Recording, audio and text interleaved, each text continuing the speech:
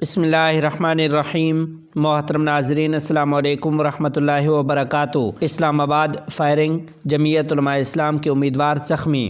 تفصیلات کے مطابق اسلام آباد کے علاقے تھانہ شمس آباد میں فائرنگ ہوئی، جس کے نتیجے میں جمعیت علماء اسلام کے امیدوار اور مجلس عمومی کے رکن مولانا ریحان جمیل زخمی ہو گئے ہیں۔ انہیں زخمی حالت میں کمپلیکس ہسپتال منتقل کر دیا گیا ہے۔ بلقیس بانو کیس میں سپریم کورٹ کے فیصلے کا خیر مقدم۔ صدر جمعیت علماء ہند مولانا محمود مدنی نے بتایا انصاف کی جیت۔ تفصیلات کے مطابق سپریم کورٹ نے بلقیس بانو کیس کی 11 مجرموں کی رہائی سے متعلق گجرات حکومت کے عمل کو کل عدم قرار دے دیا ہے۔ یاد رہے کہ 3 مارچ 2002 کو گجرات فسادات کے دوران ایک ہجوم نے بلقیس بانو کی اجتماعی عصمت دری کی تھی اور خاندان کے متعدد افراد کو قتل کر دیا تھا۔ جمعیت علماء ہند کے صدر مولانا محمود اسد مدنی دامت برکاتہم العالیہ نے سپریم کورٹ کے اس فیصلے کا تہہ دل سے خیر مقدم کیا ہے۔ انہوں نے کہا کہ یہ قانون کی حکمرانی اور انصاف کی فتح ہے اور اس واضح پیغام کا حامل ہے کہ انصاف پر کسی بھی صورت میں سمجھوتہ نہیں کیا جانا چاہیے۔ امید ہے کہ یہ فیصلہ مستقبل کے لیے ایک نظیر بنے گا کہ حکومتوں کو انصاف کی فراہمی میں غیر جانبدار ہونا چاہیے اور عصمت دری اور قتل عام جیسے گھنونے جرائم کی سنگینی سے بے پرواہ نہیں ہونا چاہیے۔ مولانا محمود اسد مدنی دامت برکاتہم العالیہ نے بتایا کہ بلقیس بانو کیس ایک طویل جدوجہد اور قربانیوں سے بھرا ہوا ہے۔ جمعیت علماء ہند نے گجرات فساد متاثرین کے لیے جہاں 30 سے زائد کالونیاں تعمیر کی ہیں، وہیں بلقیس بانو سمیت متعدد مقدمات بھی لڑے ہیں۔ نئے فضلاء اور حفاظ کی دستار بندی کے موقع پر عالی قدر امیر المؤمنین مولوی ہبۃ اللہ اخندزادہ حفظہ اللہ کا پیغام۔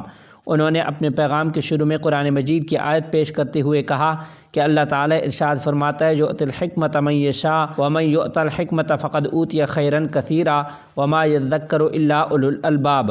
اللہ تعالیٰ نے ارشاد فرمایا کہ عنایت کرتا ہے سمجھ جس کسی کو چاہے، اور جس کسی کو سمجھ ملی اس کو بڑی خوبی ملی، اور نصیحت وہی قبول کرتے ہیں جو عقل والے ہیں۔ رسول اللہ صلی اللہ علیہ وسلم نے ارشاد فرمایا کہ جس شخص کے ساتھ اللہ تعالیٰ بھلائی کا ارادہ کرے اسے دین کی سمجھ عطا فرما دیتا ہے۔ مدرسہ کے تمام شیوخ کرام، محترم اساتذہ، فارغ التحصیل فضلاء، قرائے کرام، حفاظ کرام اور تمام آنے والے مسلمانوں، السلام علیکم ورحمۃ اللہ وبرکاتہ۔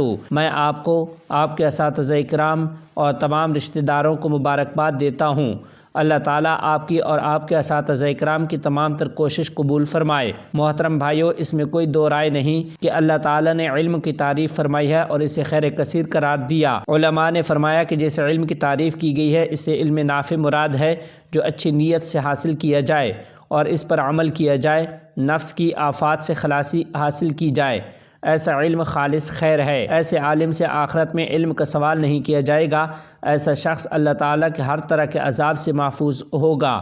جیسا کہ نبی کریم صلی اللہ علیہ وسلم نے ارشاد فرمایا، اللہ تعالیٰ قیامت کے دن بندوں کو اٹھائے گا، پھر علماء کو اٹھا کر کہے گا کہ اے گروہ علماء، میں نے تمہارے اندر اپنا علم رکھا تھا تو تم کو جان کر رکھا تھا۔ میں نے تمہارے اندر اس لیے علم نہیں رکھا تھا کہ تمہیں عذاب دوں، جاؤ میں نے تمہیں بخش دیا ہے۔ وہ علم جو ریاکاری کے لیے ہو اور دنیاوی جاہ و عزت کے حصول کے لیے ہو، ایسے عالم سے آخرت میں پوچھا جائے گا کہ تمہارا علم کس لیے تھا؟ یہ سوال صرف اس لیے ہوگا کہ اسے عذاب دیا جائے، کیونکہ اس کا علم صرف دنیا تک محدود تھا، آخرت میں اس کو کوئی فائدہ نہیں ہوگا۔ یہ شخص سب سے پہلے جہنم میں جائے گا۔ میرے بھائیوں، میری گزارش یہ ہے کہ اپنے علم پر عمل کبھی ترک نہ کرو۔ علم کو دنیا کے حصول کا ذریعہ نہ بناؤ۔ تمام انسانوں کو اپنے علم سے نفع پہنچاؤ۔ اپنے علم کو دعوت اللہ کا ذریعہ بناؤ۔ اپنے علم کی تعلیم و تدریس جاری رکھو۔ اختلافات سے اپنے آپ کو دور رکھو۔ تکبر اور بڑائی سے بچتے رہو۔ فقہی مجالس میں شریک ہوتے رہو۔ افادہ میں بخل سے کام نہ لو اور استفادہ سے کسی کو روکو مت۔ اکابر علماء خصوصاً اپنے اساتذہ کی قدر کرو۔ بچوں پر شفقت کرو۔ درس و تدریس جاری رکھو۔ طلباء پر ترحم و شفقت کرو۔ طلباء کو دل سے پڑھاؤ اور پڑھائی میں ناغے نہ ہوں اور کتابیں اختتام تک پڑھاؤ۔ شرعی امور میں اپنے امراء کی اطاعت کرو۔ اللہ تعالیٰ کا ذکر کثرت سے کرو۔ دعائیں کثرت سے کرو، خصوصاً اسلامی نظام کی بقا۔ اپنے امراء کو شریعت اور انصاف پر استقامت اور میری ذات کے لیے دعائیں کرو۔ اللہ تعالیٰ تمہارا حافظ و ناصر ہو۔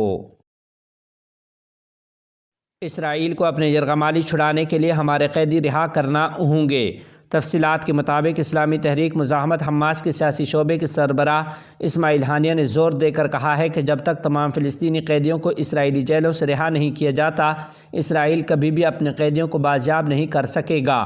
انہوں نے کہا کہ اسرائیل فلسطینی مزاحمت کو کچلنے کے بہانے فلسطینیوں کا قتل عام کر رہا ہے۔ اسرائیلی فوج نے غزہ میں صرف جرائم کا ارتکاب کیا، بے دردی سے فلسطینیوں کی نسل کشی کی جا رہی ہے۔